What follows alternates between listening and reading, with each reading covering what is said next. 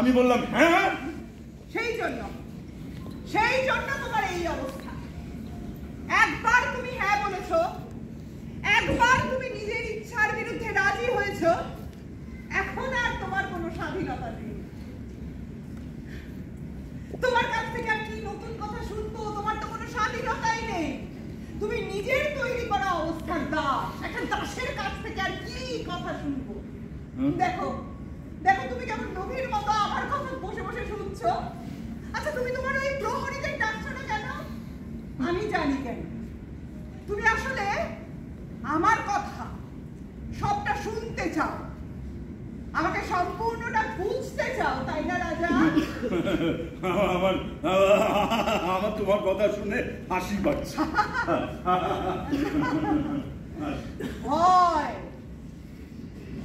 ভয় পাচ্ছ তুমি, তাই তুমি আমাকে বাঁচিয়ে রাখতে চাইছো। আমি যদি আর 5টা শান্ত সুবোধ প্রজাদের মতো হতাম, তাহলে কাজটা কত সহজ হতো, তাই না? কিন্তু তা তো হবে না। আমাকে মৃত্যুদণ্ড দিতেই হবে, আর তোমাকেই দিতে হবে। তুমি তা জানো, আর তাই তুমি ভয় পাচ্ছ, তাই আমাকে বাঁচিয়ে রাখতে চাইছো। ভীতু মানুষ, একটা ভীতু মানুষের থেকে এই পৃথিবীতে কুৎসিত আর কি বা হতে পারে? আমি ভীতু, তুমি খুশি? আমি ভীতু, আমি ভয় পাচ্ছি। তুমি জোর করলে আমি তোমাকে মৃত্যুদণ্ড দিতে বাধ্য হব। তুমি খুশি? আর সেটা আমি চাই না। তুমি চাও না? না, চাই না। সে কথা আমি বলো আমাকে বাঁচিয়ে রাখতে চাই। আমি সে কথা তোমাকে বারবার বলেছি। তাহলে আমার দাদাকে সমাধি দিতে দাও। কথা কি বলো? উত্তর দিচ্ছ না কেন? এক্ষুনি তো বললে তুমি আমার দাদাকে উন্মুক্ত ফেলে রাখতে চাও না, অথচ তুমি তাই করছো। এক্ষুনি বললে তুমি আমাকে বাঁচিয়ে রাখতে চাও, অথচ তুমি আমাকে মৃত্যুদণ্ড দিতে বাধ্য। একে রাজা হওয়া বলো? হ্যাঁ, একেই আমি রাজা হওয়া বলি। রাজা, আমার সারা শরীরে রক্ত, তোমার সৈন্যদের অত্যাচারের চিহ্ন, তবু আমি যা চাই তাই করতে পারি। তুমি রাজা, সর্বশক্তিমান, তুমি তা পারো না।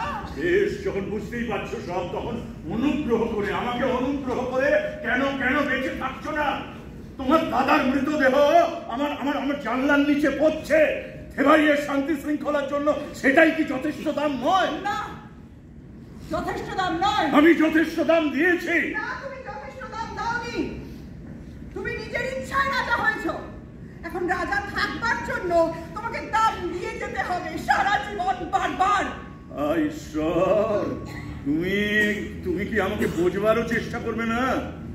থেবাই আমাদের স্বদেশ, একটা জাহাজ। সেই জাহাজটা তো কাউকে না কাউকে চালাতে হয়। জাহাজটা ফুটোয় ঝাঁঝরা, পাপ, অজ্ঞতা, দারিদ্র বোঝায় সেই জাহাজ ডুবো। নাবিকরা কেউ কাজ করবে না, ঠিক করেছে। সবাই মালপত্র চুরি করেছে, সবাই আলাদা ভেলা বানিয়ে রেখেছে। যে কোনো মুহূর্তে তারা জাহাজ ছেড়ে পালাবার জন্য প্রস্তুত। পাল ছিঁড়ে যাচ্ছে, মাস্তুল ভেঙে পড়ছে, বাতাস গর্জন করছে। প্রত্যেকটি যাত্রী ডুবতে বসেছে, কারণ প্রত্যেকে ভাবছে নিজের ক্ষুদ্র স্বার্থের কথা। এই সময় কি তোমার মনে হয় হ্যাঁ না এসব নিয়ে খেলা করবার সময়? কোন কাজের মূল্য কতটা দিতে হবে, জনগণ, সাধারণ মানুষ, তোমার আত্মীয় স্বজন, তাদের কাছ থেকে কতটা দূরে সরে যেতে হবে, কোন রাজা তখন সে কথা ভাবতে পারে? তখন তার একটাই কাজ, হালটাকে শক্ত করে ধরা, জাহাজটাকে ঠিক পথে চালানো, চিৎকার করে হুকুম দেওয়া। যদি একজনও তোমার হুকুম না শোনে, তাহলে জনতার জনতা, সেই নামহীন অবয়বহীন একটা জন্তু, সেই জনতার মাঝখানে তোমার হাতের বর্ষাটা সোজা ছুড়ে দাও। তোমার বর্ষার গলায় বিদ্ধ হয়ে যে মাংসপিণ্ডটা পড়ে গেল, সে হয়তো তোমার নিকট আত্মীয়। কাল রাতে হয়তো তুমি তার সঙ্গে পানাহার করেছো, কিন্তু মাংসপিণ্ডের কোনো দাম নেই। আর এই যে হাল ধরে দাঁড়িয়ে আছো তুমি, তোমারও কোনো দাম নেই, একমাত্র ওই ঝড়টা আর এই জাহাজটা ছাড়া। তুমি আমার কথা বুঝতে পারছো না?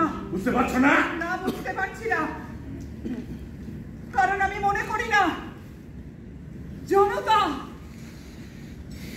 জনতা মানে এক নামহীন অবয়বহীন জন্তু।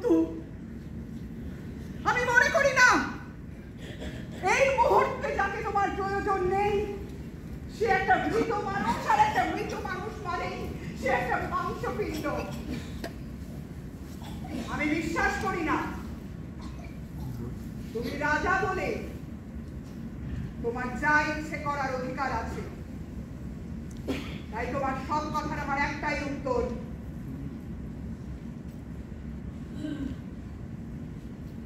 না। না বলাটা খুব সহজ জীবনে। মহারাজা ক্রেওন, মরতে হবে জেনেও। মরতে হবে জেনেও, মরতে হবে জেনেও। হ্যাঁ বললে কাজ করতে হয়, মাথার ঘাম পায়ে ফেলতে হয়, এই হাত দুটোকে সোজা জীবনের মধ্যে ডুবিয়ে দিতে হয়, না হচ্ছে মানুষের তৈরি করা বানানো কথা। তুমি এমন পৃথিবী কল্পনা করতে পারো যেখানে গাছ বলছে আমরা ফুল ফোটাবো না, ফল ফলাবো না, জন্তু জানোয়াররা বলছে আমরা সন্তানের জন্ম দেব না, আমরা খাদ্যের সন্ধান করব না। জন্তু জানোয়াররা কখনো না বলে না, কারণ তারা তোমার মতো আত্মহত্যার চেষ্টা করে না।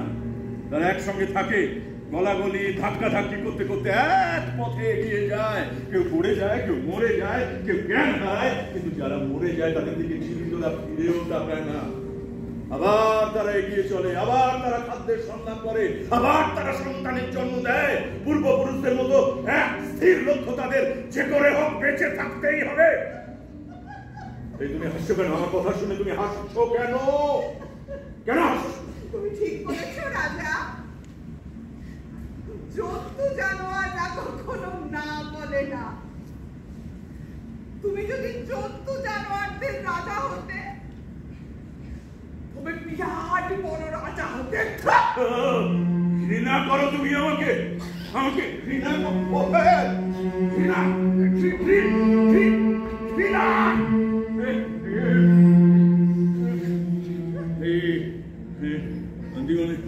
আন্দিগণে তুমি জানো, একটি তরুণ, তাকে আমি রক্ত মাংসের শরীরে কোনোদিন দেখিনি, কিন্তু আমার দুঃস্বপ্নে তাকে আমি বারবার দেখেছি।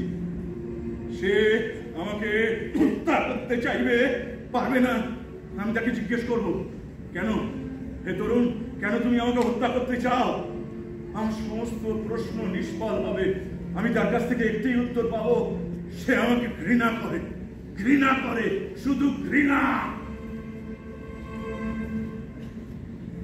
কে জানতো আমার সেই বহু রাতের দুঃস্বপ্নের তরুণটি হবে তুমি। আর তোমার দাদা পলিনাইকেসের সমাধির মতো একটা অর্থহীন বিষয় নিয়ে আজকের বিতর্ক তৈরি হবে।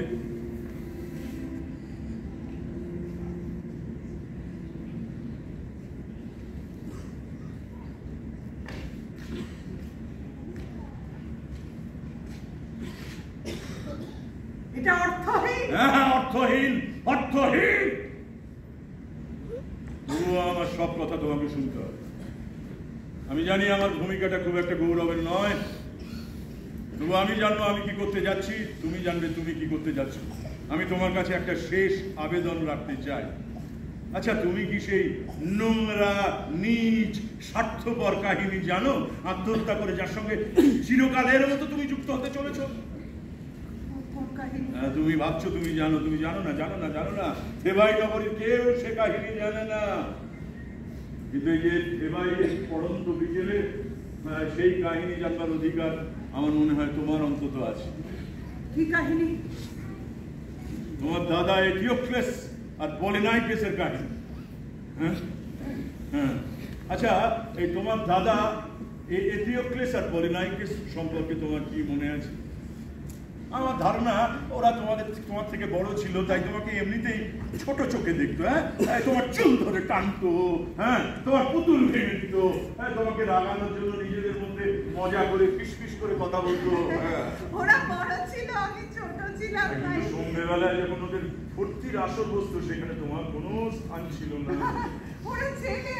হ্যাঁ, তুমি দেখেছো তোমার মা ওদের জন্য কষ্ট পাচ্ছেন, চোখে জল ফেলছেন, তোমার বাবা ক্ষিপ্ত হচ্ছেন, কিন্তু আসল কারণটা কি তুমি জানতে না। হ্যাঁ, তুমি দেখেছো ওরা মাঝরাতে বিশ্রী শব্দ করে ফিরত, হ্যাঁ, বারান্দায় দাঁড়িয়ে উঁচু গলায় কথা বলতো, উদ্ধত, উচ্ছৃঙ্খল, বেহারা, দুই ভাইয়েরই গায়ে মদের গন্ধ। একদিন খুব ভোরে আমি দেখলাম ওরা ফিরছে। ওরা কি করে দেখার জন্য আমি দরজার পেছনে লুকিয়ে গেলাম। পলিনাইকেসকে খুব হ্যাকাশে দেখাচ্ছিল, চোখ দুটো জল জল করছিল, ওকে খুব সুন্দর লাগছিল। হঠাৎ ও আমাকে দেখতে পেয়ে একটা কাগজের ফুল আমার দিকে এগিয়ে দিয়ে বলল, এই নে। কাগজের ফুল? কাগজের ফুল? সেই কাগজের ফুলটা এখনো তোমার কাছে আছে?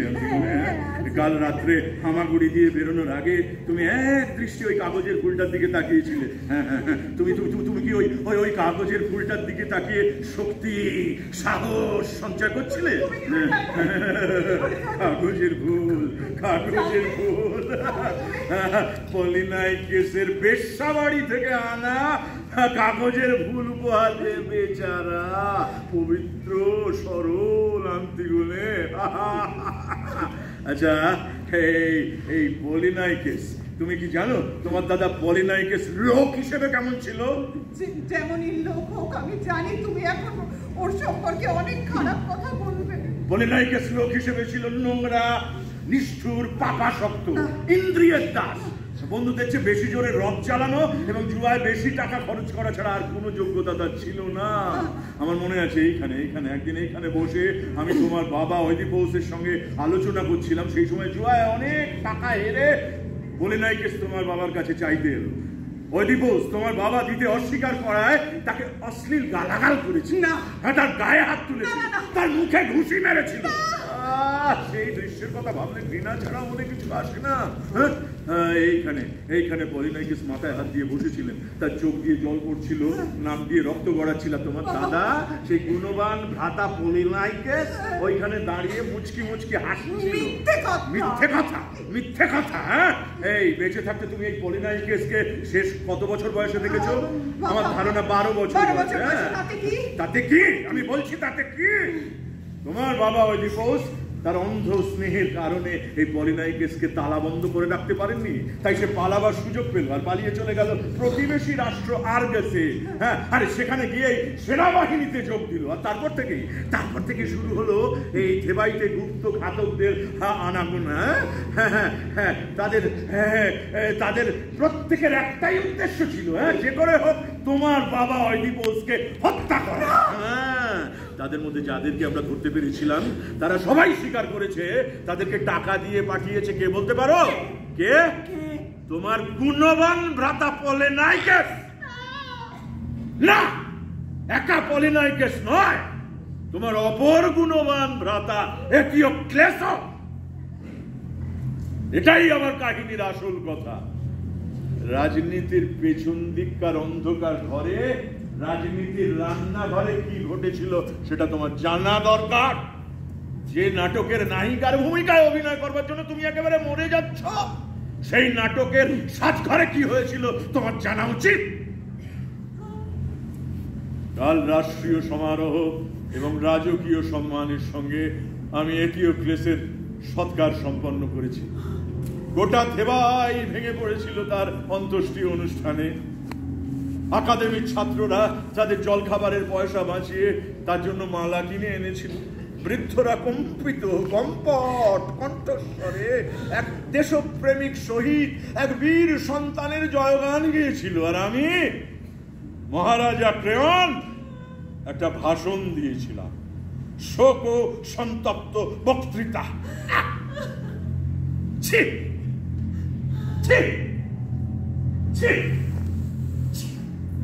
না বলো তুমি, আমি এর বেশি আর কি করতে পারতাম?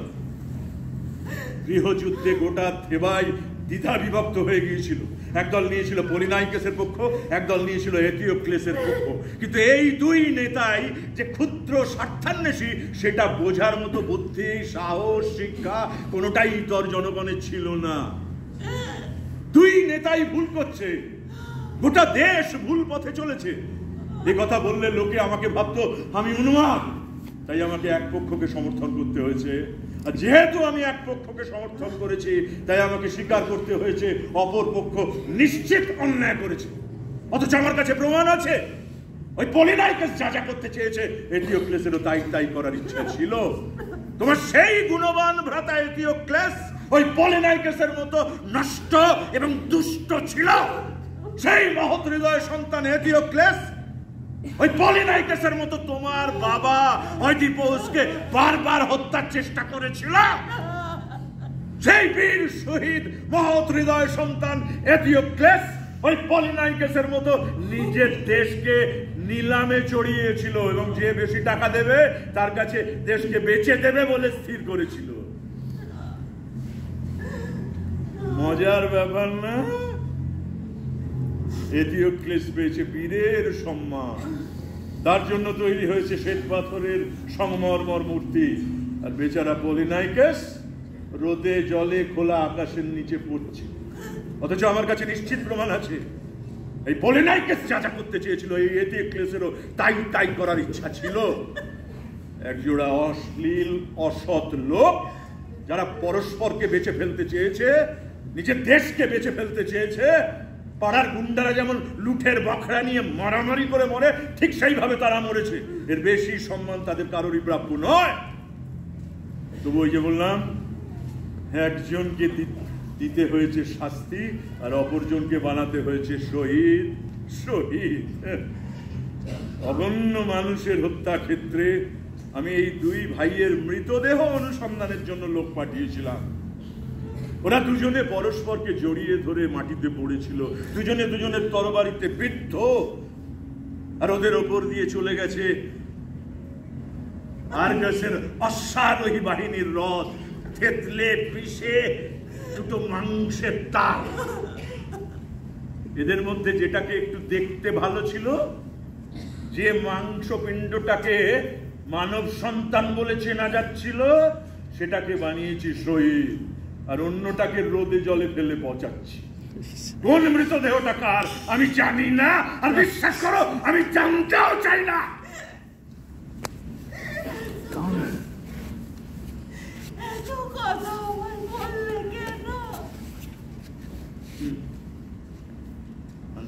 এইরকম একটা জঘন্য স্বার্থপর ঘটনার সঙ্গে যুক্ত হয়ে তোমাকে মরতে দিলে সেটা কি তোমার পক্ষে গৌরবের হতো? হয়তো হতো। আমার বিশ্বাস ছিল। বিশ্বাস মহার্ঘ বস্তু আন্তিগণে। বিশ্বাস করো না, কথায় কথায় সবাইকে বিশ্বাস করো না, অবিশ্বাসী হও। আমাকে বিশ্বাস করো, আমাকে। কেঁদো না। কি করবে তুমি এখন? কি করব? ঘরে চলে যাব। হ্যাঁ, যাও, ঘরে চলে যাও। যাও, এসো এসো, উঠে দাঁড়াও, এসো যাও, যাও, ঘরে চলে যাও, শুয়ে পড়ো। দেখো হাইমান কোথায়। যত তাড়াতাড়ি পারো বিয়ে করে ফেলো। যাও, শুয়ে পড়ো। আর রাতের বেলায় বাড়ির বাইরে বেরিয়েও না। যাও।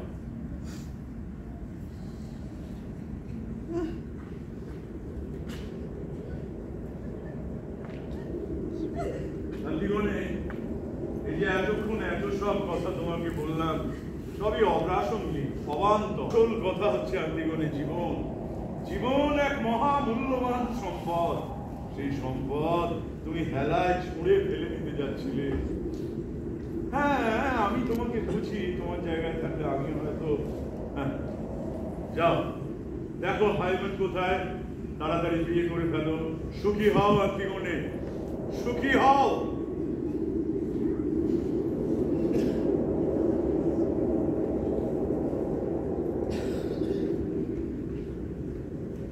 সুখ? হ্যাঁ, সুখ।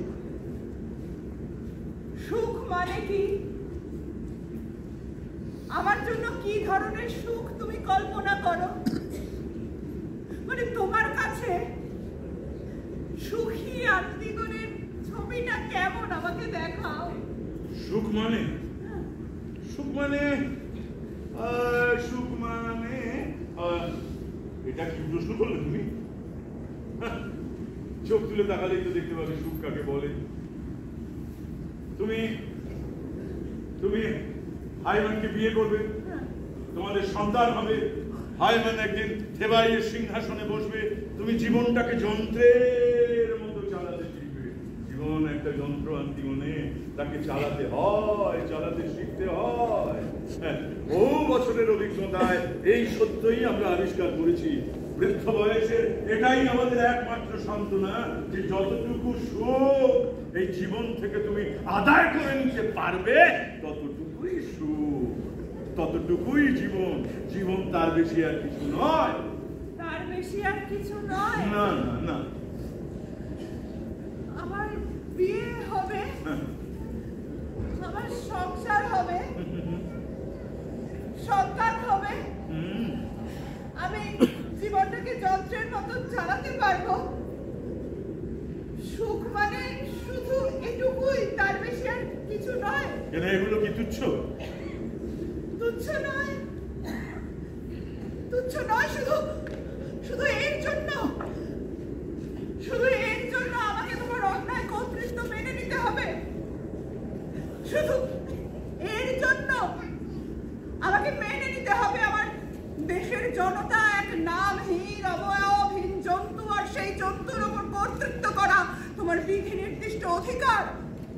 শুধু এর জন্য আমার দাদা পলিনেইকাসের দেহ শিয়াল কুকুরে ছিঁড়ে খাচ্ছে, আর আমাকে বিয়ের আয়োজন করে যেতে হবে। শুধু এর জন্য আমার ন্যায়, নীতি, বোধ, বিবেক, মনুষ্যত্ব সব বিসর্জন দিয়ে এই শরীরটাকে বাঁচিয়ে রাখতে হবে, যাতে আমি তোমার সিংহাসনের সুস্থ উত্তরাধিকারীর জন্ম দিতে পারি। শুধু এইটুকু লোভের জন্য, এই লোভে। শান্ত হবো কেন? ক্রেয়ন, আমি তো শুধু জানতে চাইছি কোন সুখের জন্য আমাকে কতটুকু মূল্য দিতে হবে। তুমি এক্ষুনি বললে না জীবন মহামূল্যবান সম্পদ। আমিও তো সেই কথাই বলতে চাই, শুধু আমি জানতে চাইছি তার জন্য আমাকে কি করতে হবে। বেশ, তুমি হাইমনকে ভালোবাসো? হ্যাঁ, আমি হাইমনকে ভালোবাসি। আমি যে হাইমনকে ভালোবাসি সে আমার মতো, আমার জন্য সে সব কিছু করতে পারে, ইচ্ছে করতে পারে। কিন্তু সেই হাইমন যদি তোমরা যাকে বলো সুখ, সেই ছোট ছোট কতগুলোর জন্য হিসেব কষতে বসে, তবে সেই পুরো বিশ্রী হাইমনকে আমি চাই না। কি প্রলাপ বকছো তুমি? আমি ঠিক কথা বলছি, তুমি বুঝতে পারছো না? অত হিসেব কষে না আমার জগতের ভাষা বোঝা যায় না। ক্রেয়ন, তুমি এক্ষুনি বলছিলে জীবন মানে এক মহামূল্যবান সম্পদ। তো এই মহামূল্যবান সম্পদ মানে তোমার এই জীবন এতগুলো বছর ধরে তোমাকে কি দিল? মাথা ভর্তি পাকা চুল আর মুখ ভর্তি কতগুলো রেখা। এই চুপ করো, তুমি চুপ করো। কেন কেন চুপ করবো কেন?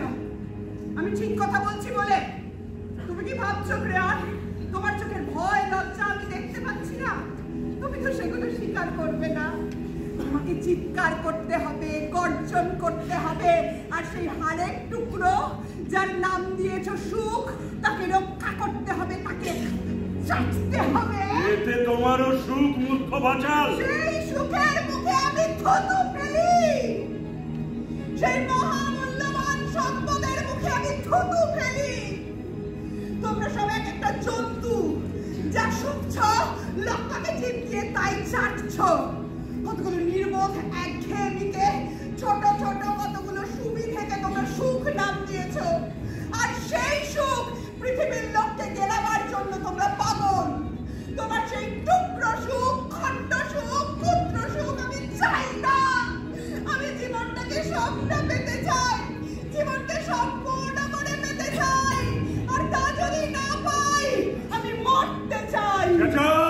ওই বিপৌষের কন্যা, তোমার মৃত পিতার কণ্ঠস্বরে চিৎকার করো।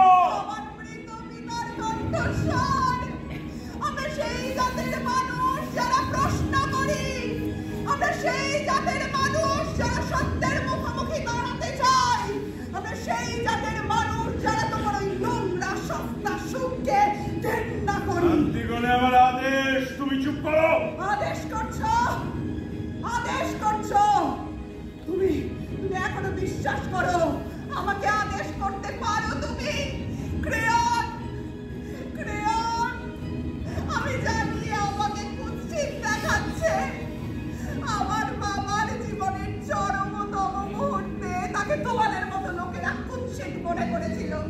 আসলে তিনি সুন্দর হয়েছিলেন, কারণ কারণ তিনি সত্যের মুখোমুখি হয়েছিলেন। তোমরা কোনোদিন সত্যের মুখোমুখি হয়েছ? সুখের নির্বাচন প্রার্থী সব, কতগুলো মুখ তোমাদের, কতগুলো মুখোশ। ক্রিয়ান, তুমি বলছিলে না রাজনীতির সেই পেছন দিকের ঘরের কথা, রাজনীতির সেই রান্নাঘরের কথা। তোমার জগৎটা সেই রাজনীতির রান্নাঘরের মতো, তোমার গা দিয়ে তাই রাজনীতির তেল মশলা চর্বির গন্ধ। আমার আদেশ, চুপ করো। তোমার কোনো অধিকার নেই আমাকে আদেশ করার। মূর্খ বাচাল, পাশের ঘরে এই প্রহরীরা রয়েছে, তুমি কি তাদেরকে তোমার কথা শোনাতে চাও? হ্যাঁ, শোনাতে চাই। দরজা খুলে দাও, দরজা খুলে দাও। আমি নিশ্চিন্ত হতে চাই আমার কথা সবাই শুনতে পাচ্ছে।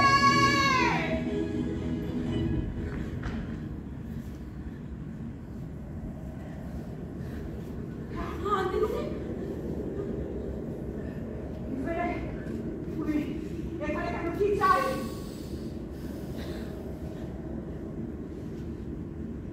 ক্রিয়ান, তুমি যদি ওকে হত্যা করো তাহলে আমাকেও করতে হবে। অন্ধকারে হামাগুড়ি দিয়ে যাওয়ার সুযোগ তোমার ছিল, চোরের মতো ধরা পড়বার সুযোগ তোমার ছিল, নখ দিয়ে মাটি আঁচড়ানোর সুযোগ তোমার ছিল। তুমি অনেক ভেবে সেসব প্রত্যাখ্যান করেছিলে। আর করবো না, আর আমি সেটা করবো না। আজ রাতে আমি একাই যাবো। ইসমাইল, যাও, ঘরে চলে যাও, যাও।